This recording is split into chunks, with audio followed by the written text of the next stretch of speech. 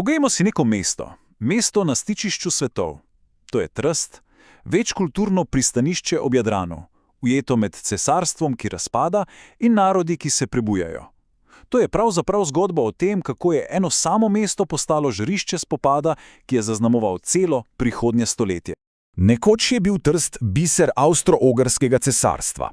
Tu so drug ob drugem živeli Italijani, Slovenci, Hrvati, Nemci. Mesto mnogih glasov.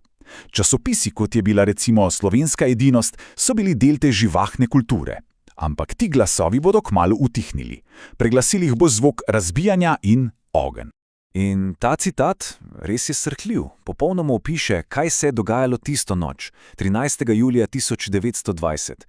Narodni dom, veste, to je bil center, srce slovenske kulture v Trstu. In zdaj gori. Predstavljajmo si sceno. Gasilci skušajo pogasiti ogenj, ampak jim fašistične tolpe preprosto prerežajo cevi. Voda šprica v prazno. In oblasti? Nič. Samo gledajo. In tu je seveda ključno vprašanje. Kako?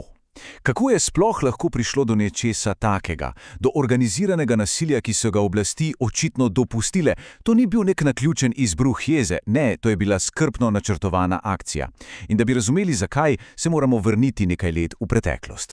Vse se namreč začne v pepelu starega sveta. Konec prve svetovne vojne leta 1918 ni prinesel miru. Prinesel je haos. Poglejmo tole časovnico. Vse se zgodi neverjetno hitro. V samo nekaj tednih se večstoletno Habsburško cesarstvo dobesedno sesuje v prah. Oktobra 1918 Avstro-Ogrska prizna poraz in obljubi narodom pravico do samoodločbe. Ampak že 3. novembra se v Trstu izkrca italijanska vojska in ga zasede. Manj kot mesec kasneje pa na vzhodu nastane nova država, kraljevina SHS. Kar naenkrat je na severnem Jadranu nastal nevaren vakuum moči. In tukaj vidimo spopad dveh popolnoma različnih svetov. Na eni strani imamo stari habsburški red, kompleksen a delujoč sistem, kjer so različni narodi sobivali pod eno krono. Na drugi pa agresiven nacionalizem.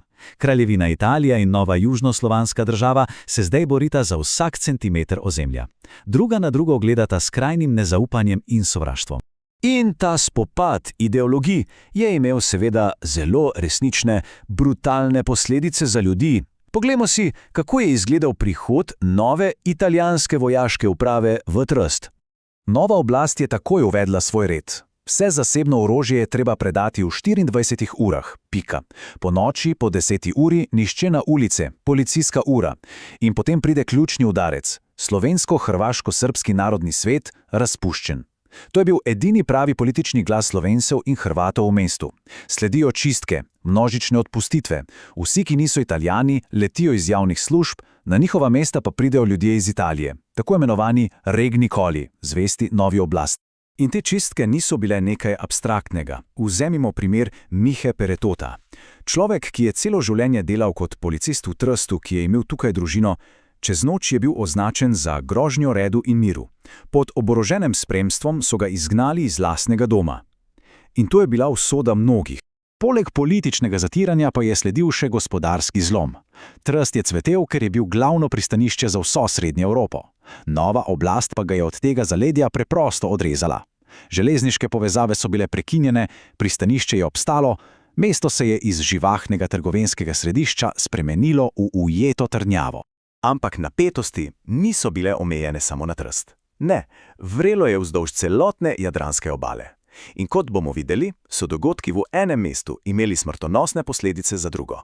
Podobno kot v Tristu je vrelo tudi v Splitu. Tudi to pristanišče je bilo predmet spora med Italijo in novo jugoslavsko državo.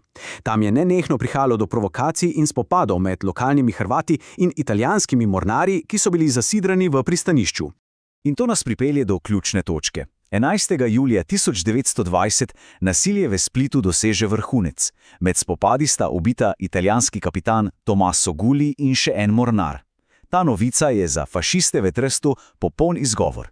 Njihov vodja, Francesco Giunta, takoj pozove k maščevanju nad Slovani. Že 2 dni kasneje je sprožen napad na Narodni dom. In to ni bil spontan šod, bil je vnaprej pripravljen in organiziran. Medtem, ko je na ulicah vladalo nasilje, se je druga plat zgodbe odvijala za diplomatskimi mizami. Tam so velike sile znova risale meje Evrope.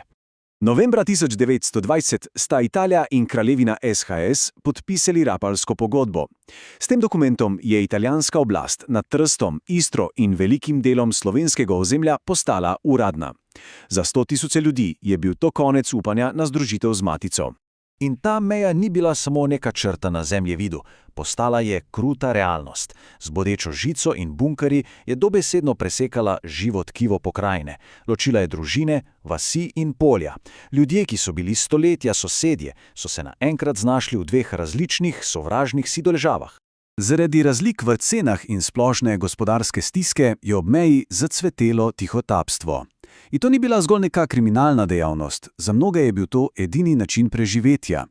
Tihotapili so vse, od tobaka do celih čred živine in pri tem vsak dan tvegali svoje življenje. In ta tveganja so bila smrtonosna. Zapisi so polni takšnih tragičnih zgodb.